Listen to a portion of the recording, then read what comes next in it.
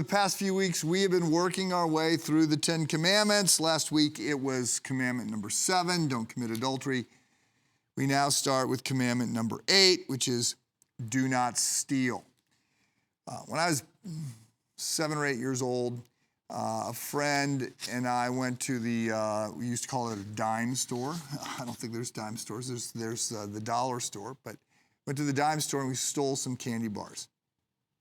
And we got away with it. So about a half hour later, we went back and stole some more.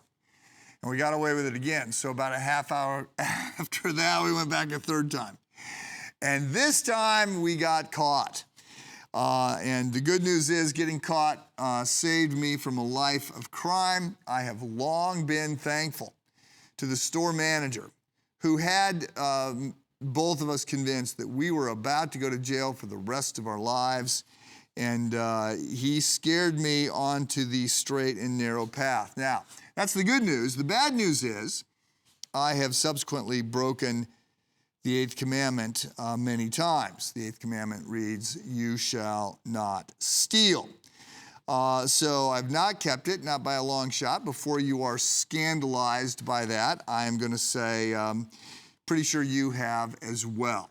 Now, this may be surprising. Most adults, I think I saw a survey that said 86% of adults say that they are bulletproof on this commandment. They've not stolen.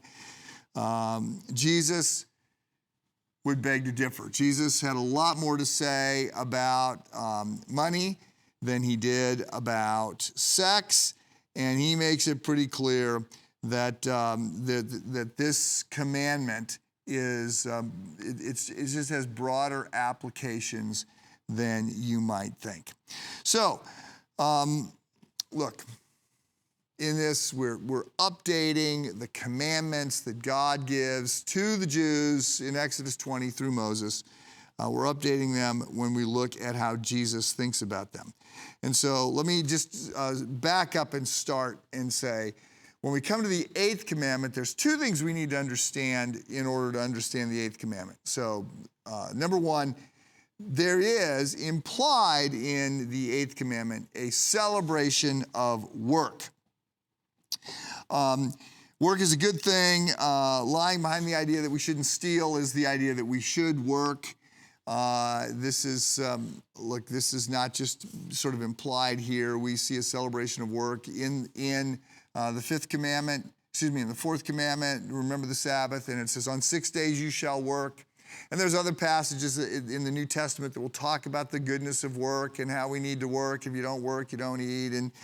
And the idea we want to be contributors, not takers. Work is a good thing, work is expected, work is necessary. So there's a celebration of work behind this. Secondly, there's also a celebration in one sense, of the right to own property.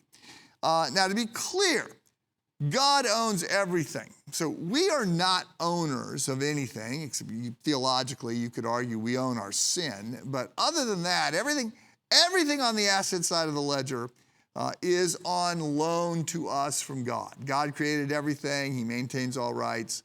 And we are just temporary stewards of his stuff, expected to use those things in ways that reflect his heart and his commandments.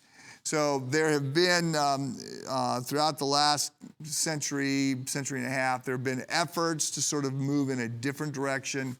Socialism, communism, Marxism, call it what you want. This claimed that there was no such thing as private property. Everything was to be held in common. Everything was to be owned by the state. These experiments have failed radically, and I would argue that while capitalism is the best of the options, it's got its problems. I would argue that Marxism fails because it doesn't understand human nature, and it ascribes to the state rights that the state should not have. It violates an order of things and an architecture to the world that is different than the one God establishes. We'll come back to this. Have a good day.